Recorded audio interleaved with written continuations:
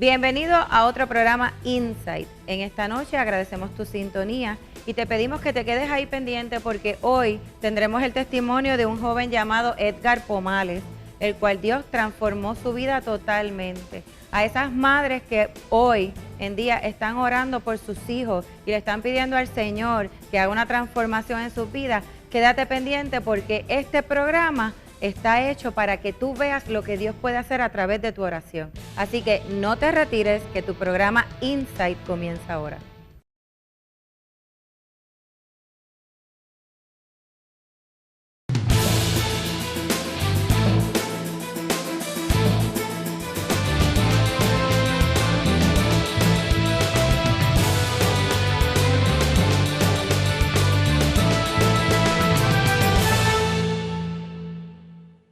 Bienvenido, Edgar, a este programa Insight.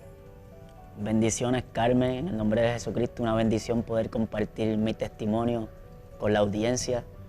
Mira, queremos empezar rapidito con tu testimonio porque sabemos que es extenso y queremos que las personas conozcan qué pasó en la vida de Edgar. ¿Cómo fue tu niñez?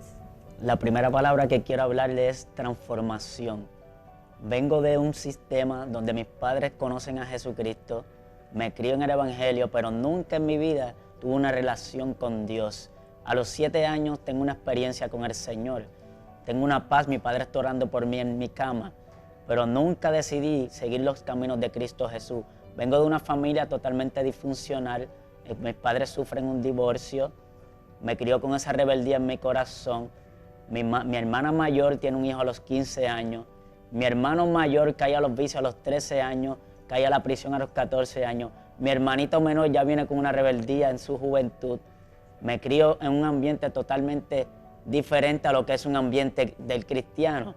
Aunque mis padres siempre doblaron rodillas por mí, aunque mis padres siempre estuvieron ahí para conmigo, en mi corazón yo siempre viví un vacío, porque no pude afirmarme en los caminos del Señor. Aunque yo conocía la verdad, yo nunca andé en la verdad. Luego de eso, a los 15 años me matan un amigo mío bien íntimamente. Tengo unas amistades en el caserío, en el área sur de Guayama. Comienzo a tener varios encuentros de problemas con varias situaciones, ya que mi hermano se encuentra en una guerra por problemas de drogas, puntos de drogas. Mi hermano, en mi propia casa, yo viví momentos donde yo tenía que guardar todo en mi casa porque mi hermano mayor había caído en un punto de adicción tan y tan grande que yo tenía que guardar mis cosas, ya que él entraba, se robaba las cosas, pero yo siempre mantuve ese amor por él. Lamentablemente, toda esa situación me lleva a mí a querer ser un hombre donde yo podía resaltar en el medio en el cual yo vivía, pero el medio en el cual yo vivía era el caserío. Eso era lo que yo conocía. Me involucro en el mundo de las drogas, empiezo a tener conexiones en el ámbito de las drogas. Sigo en la high school, pero todavía mi mente sigue todavía puesta en la calle. Termino mis estudios con dificultad, ya que tengo problemas en la escuela. El Señor tiene misericordia de mí, salgo de ese problema a flote, pero me encuentro en una situación donde ya mi corazón no responde a la voz de Dios. Por eso siempre quiero hablarle de transformación. Más que un testimonio, esto es una vivencia de lo que Dios puede hacer en la vida de un joven. A los 22 años de edad, ya que estoy en el narcotráfico, me creo, como dicen por ahí, de que estoy en mi pin, en lo alto. Pero ¿qué sucede? Un 5 de mayo del 2005, soy arrestado en mi trabajo por las agencias federales. Cuando me encuentro en esa situación, recuerdo que la que era mi esposa, la madre de mi hija, en el ascensor, me hace una seña y me dice, ora. En ese día, yo hice como dice la palabra del Señor, como Manasés, que cuando fue puesto en grillo, clamó al Señor y el Señor lo escuchó. Pero ya estoy en el problema. En medio de ese problema, estoy enfrentando de 10 años a vida por el tipo de delito en cual me encuentro. Yo le digo al Señor, Señor, verdaderamente yo me cansé de esta vida. Yo me encontraba en una celda llorándole al Señor y diciéndole con todo mi corazón que ya yo no quería vivir más ese mundo, que yo quería salirme completamente de lo que mi mente proyectaba, de lo que la gente decía quién yo era. El Señor entonces empieza a tratar con mi vida. Y yo le doy gracias al Señor Jesucristo porque todo lo que pasó en mi vida, como el Señor me guardó, fue porque hubieron una madre y un padre orando por mí. Muchas lágrimas muchas lágrimas en las noches. Yo verdaderamente no podía explicarle con palabras el sufrimiento que vivió mi madre, mi padre, las lágrimas que hemos derramado. Fue un proceso bien fuerte, un proceso duro, en el cual yo solamente tuve que aprender a depender de Dios. En ese proceso... Te pregunto, antes de ese proceso del cambio, cuando tú entraste ya a prisión, según tengo en las notas de producción, dice que tú fuiste nacido y criado en el Evangelio. A los 7 años tienes una experiencia con Dios. Luego tus padres se divorcian. Eso es correcto. Me dice que de 4 hermanos que tengo que uno de tus hermanos murió. ¿A consecuencia de qué? En el 2007 yo me encuentro en el estado de Texas, en la prisión federal. ¿Pero qué edad tú tenías para ese tiempo? Cuando muere mi hermano, yo tenía 25 años. 25 años, o sea que tu niñez fue una niñez que se desenvolvió tras del divorcio de tus padres, que dice que fue lo que marcó tu vida. Se desenvolvió en el área de lo que es el ambiente de la droga, en cuestión de cuando pasaste el proceso de la intermedia a superior. ¿Qué pasó en ese proceso mientras tú estabas en tu adolescencia para tú caer entonces en lo que es el narcotráfico? ¿Cómo se desenvolvió tu vida en la escuela? ¿Qué pasaba? Lo que sucede es que mis padres y mi hermana mi padre no vive en un caserío, pero mi hermana vive en un caserío y yo me crío en ese caserío. ¿Tú te crías con tu hermana? No, yo me crío con mis padres, por ahí me cuidan a mí. Ok, y esa fue la que quedó, tu hermana quedó embarazada. Embarazada a los 15 años. Ok, y tú pasaste toda esa experiencia de vida, pero te desenvolviste en esa área como tal. Me desenvolví en esa área como tal. Mi hermano menor llevaba una rebeldía tan y tan grande. Mi hermano recibió 2 veces impactos de bala. ¿Pero por qué situación? ¿Porque él estaba Sí, porque él estaba envuelto en cuestiones de droga, problemas de bando entre guerrillas, como se conoce aquí en Puerto Rico, problemas por los bandos, diferentes puntos de droga. Un arma de fuego en el vehículo en el cual andaba. Y yo me apeo de mi casa con el arma de fuego porque yo me quedé con la imagen cuando sale Satanás. Decía, como dice la Biblia, huye el impío sin que nadie lo persigue. Pero en realidad, ya ellos me estaban buscando para matarme por el control del punto de droga.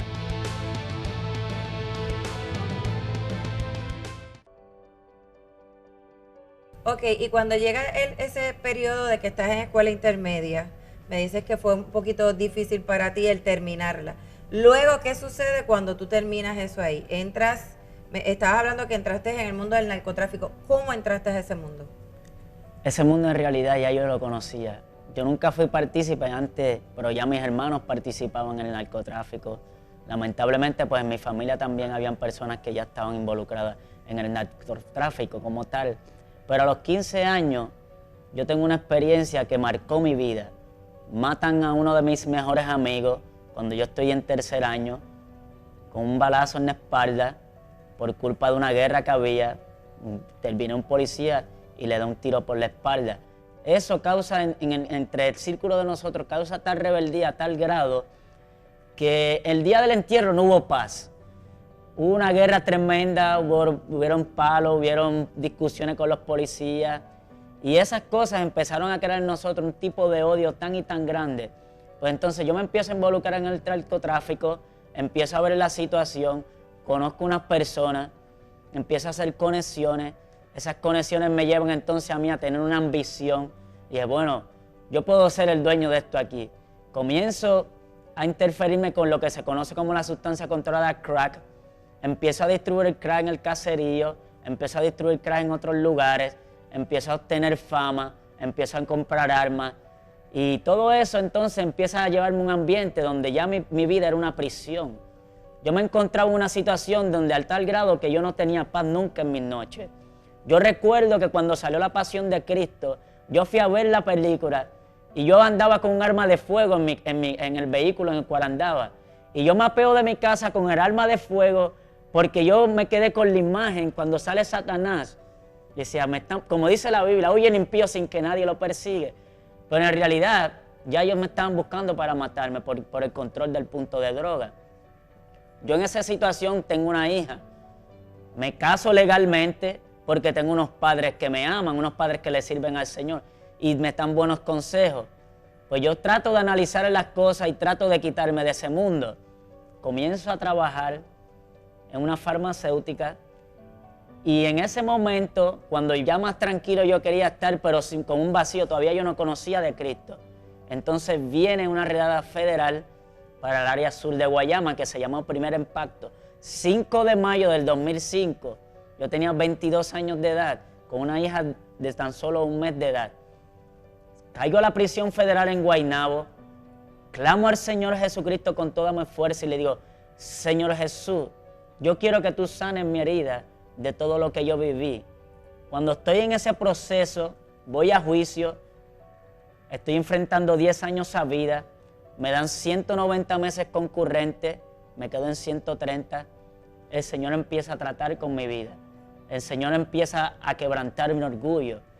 Y más que todas las cosas que yo había vivido, ahora estoy viviendo una experiencia con el Señor. Algo que para mi vida era tan y tan importante.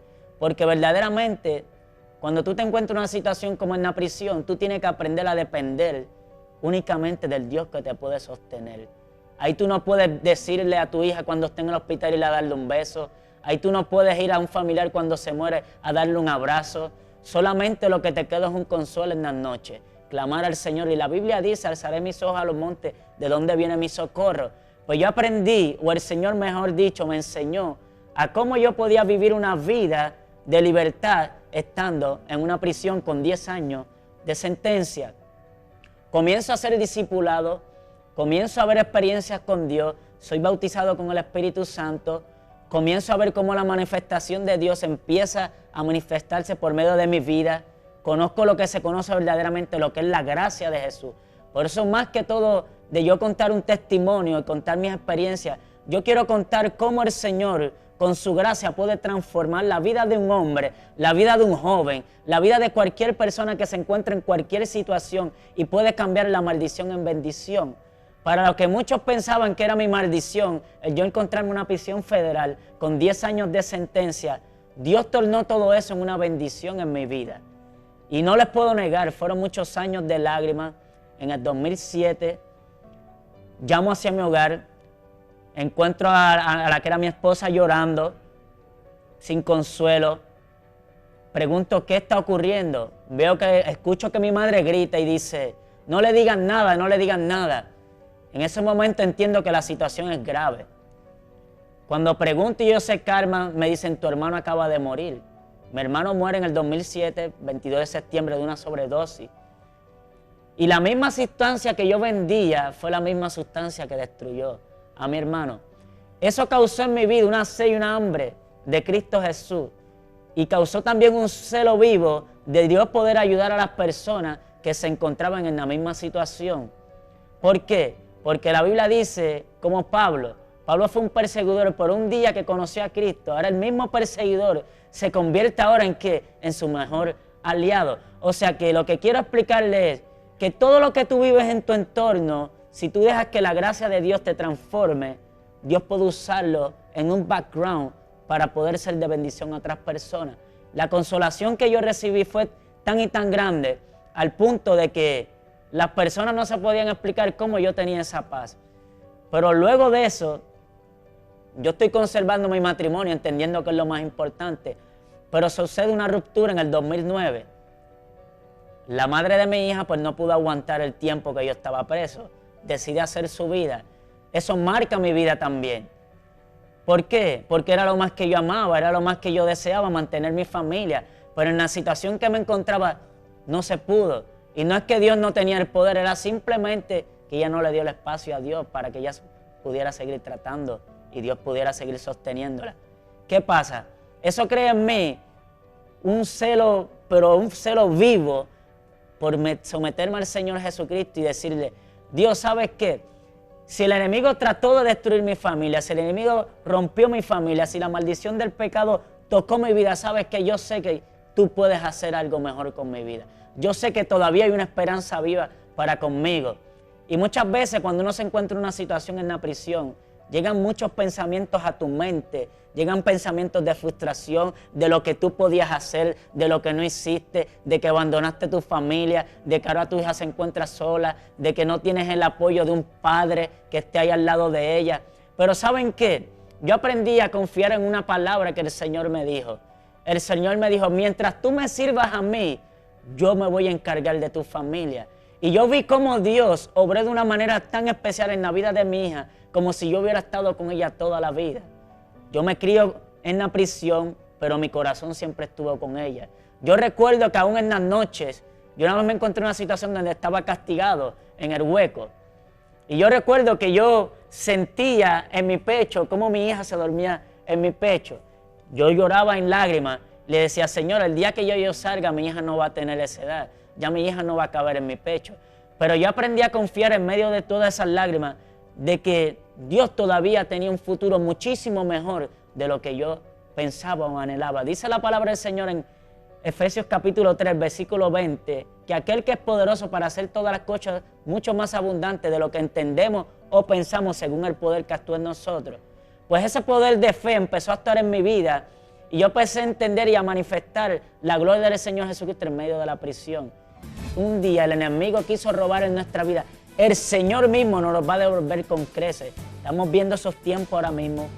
Salí en 2013, salgo de la prisión federal, empiezo a evangelizar.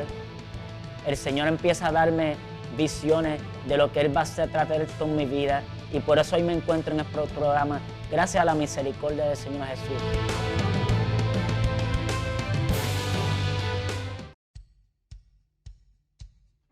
En el 2009 me hacen pastor porque allí nosotros tenemos también un ministerio igual que afuera.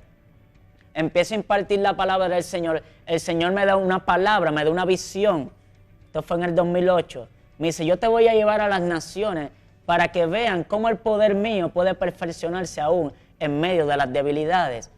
Empiezo a tener esa relación con Dios aún más intensa. Empiezo a tener una pasión por Cristo. Empiezo a ver cómo las vidas son transformadas por medio de mi testimonio. Y quiero hacerle y recalcar algo firmemente.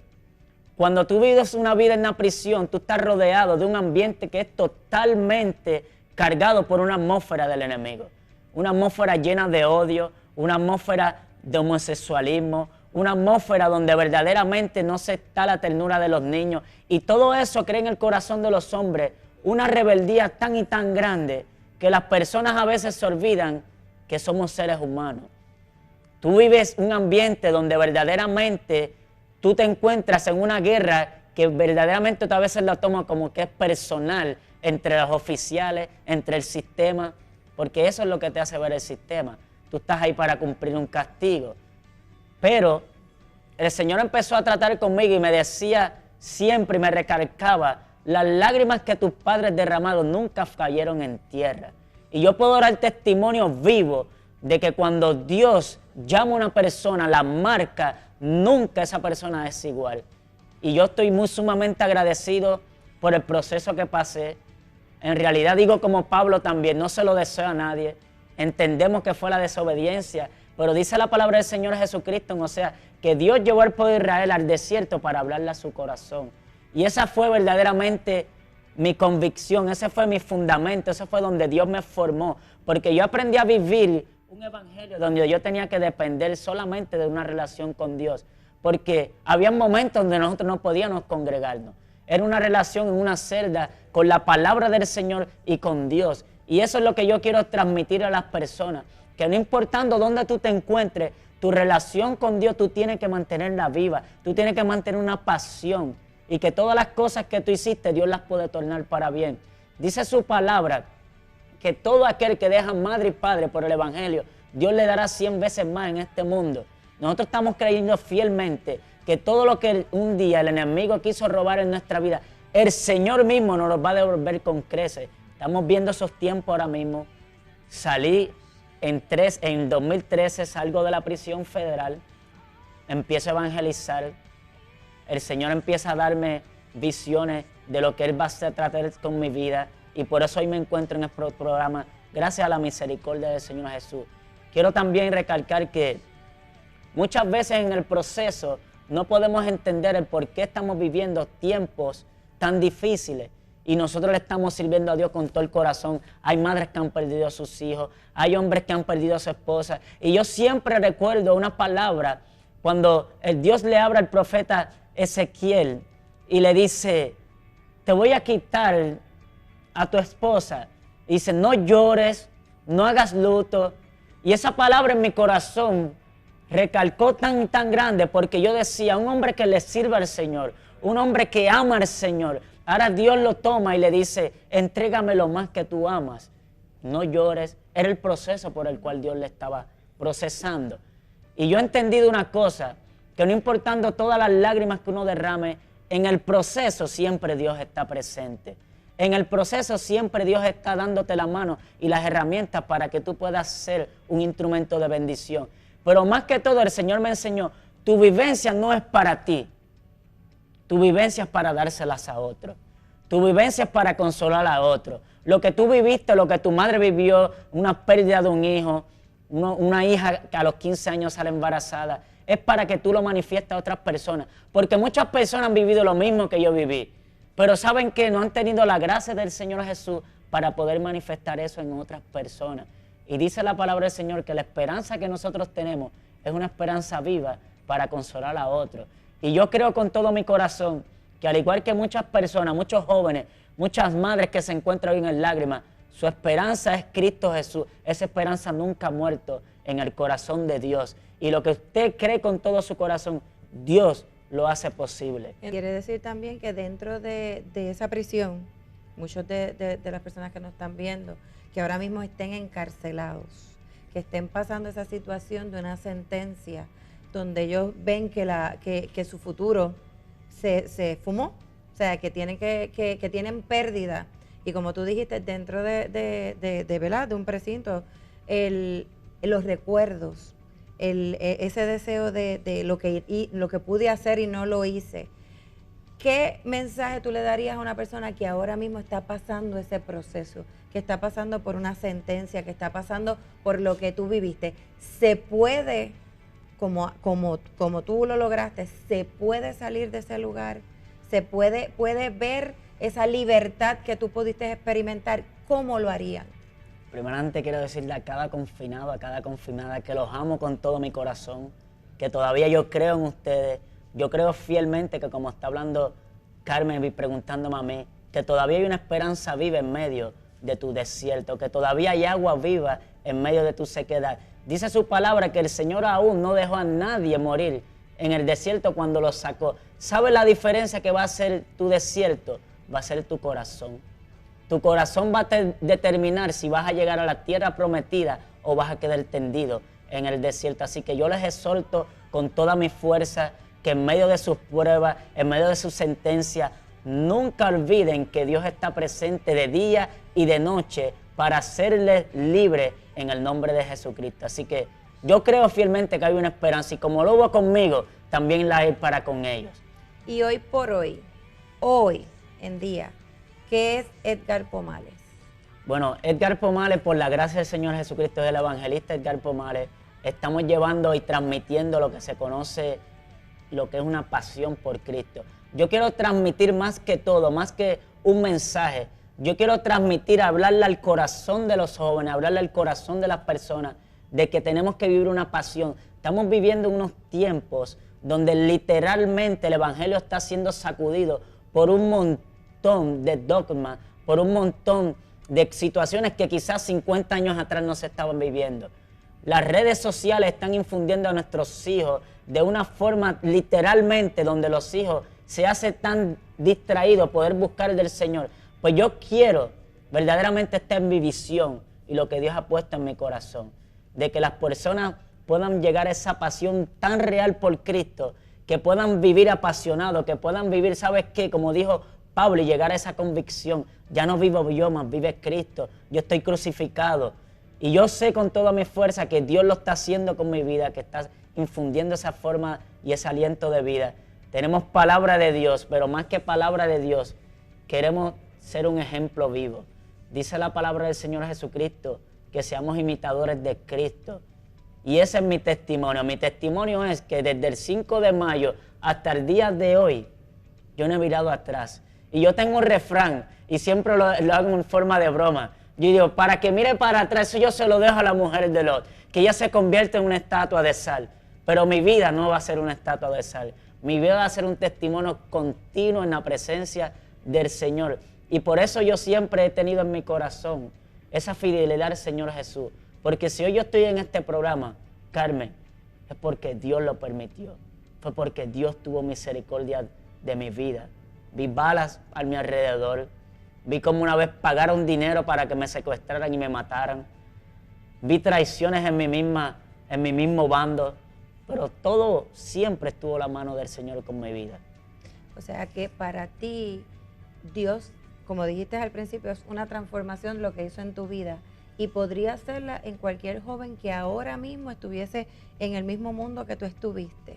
¿Qué tú le dirías a esos jóvenes? Yo le diría con toda sinceridad, con mi corazón abierto, que no es tarde. Muchas veces los jóvenes se encuentran en la calle y piensan, ya mi situación es tarde. Pero dice su palabra, clama a mí, yo te responderé. Si usted decide hoy en este día abrir su corazón a Cristo Jesús, todavía no es tarde, hay una esperanza. Y yo le exhorto a cada joven que no espere llegar a la situación que yo tuve que pasar por mi rebeldía, por no escuchar la voz de Dios. Dice su palabra que si escucharas hoy su voz, no endurezcáis vuestros corazones. Así que usted no tiene que pasar lo que yo pasé, usted no tiene que vivir una prisión. Esa no es la voluntad del Señor para con su vida. La voluntad de Dios es bendecirlo, la voluntad de Dios es sacarlo donde usted está. Pero si usted sigue en un estado de rebeldía, Dios va a tener que tratar con usted. Pero yo quiero, más que todas las cosas, quiero exhortarlo a que vivan una vida apasionada por el amor de Cristo Jesús, que no se van a arrepentir. Muchos de los jóvenes, muchas de las personas no se atreven a dar ese paso porque lo único que han conocido es lo que han vivido. Pero dice su palabra, los mejores tiempos aún están por venir. Yo quiero decirle que el vino nuevo está guardado para ustedes. Yo quiero decirle que lo mejor está por suceder en sus vidas, que sus futuros todavía están en las manos del Señor. Y dice su palabra, que es mejor perro vivo que león muerto. El león ruge, el león está en la selva. Pero ¿qué pasa? Un león muerto es nada, nadie lo respeta, no puede hacer nada. Pero sin embargo, quizás tú te veas como un perro, quizás tú te veas que no tienes solución, quizás la gente diga, oye, ese hombre ya no va a cambiar, pero ¿sabes qué? Todavía tienes vida. Y mientras tengas vida hay una esperanza real para con usted. Yo te quiero agradecer el que hayas compartido con nosotros en este programa tu testimonio, porque sabemos que hoy en día la juventud está buscando una respuesta, está buscando algo donde encaminar su vida. Y tú eres un vivo ejemplo de lo que puede ser la transformación de Dios en la vida de un hombre. Así que te doy las gracias por estar con nosotros en esta noche. Muchas gracias a usted, Carmen. La bendecimos en el nombre del Señor Jesucristo y bendecimos a cada persona que nos está escuchando. Agradecemos tu sintonía en este programa. Esperamos que este testimonio haya sido de edificación a tu vida. Sabemos que la oración del justo es eficaz, así que te pedimos que persistas en tu oración si es que todavía tú no has visto el milagro hecho en la vida de alguno de tus hijos o de algún familiar, y te exhortamos a que continúes con este programa Insight la próxima semana. Buenas noches.